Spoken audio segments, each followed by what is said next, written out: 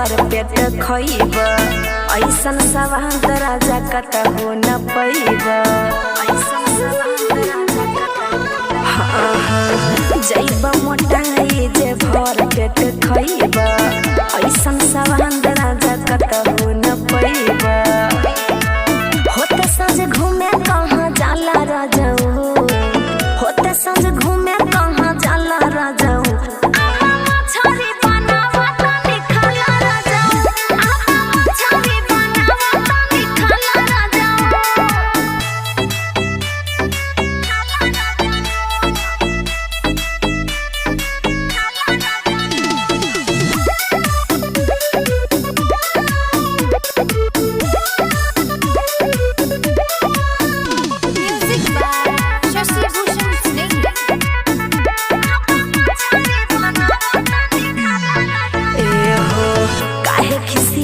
बारा बैठ न पास में एको दिन खाना राजा खैला हमरा साथ में।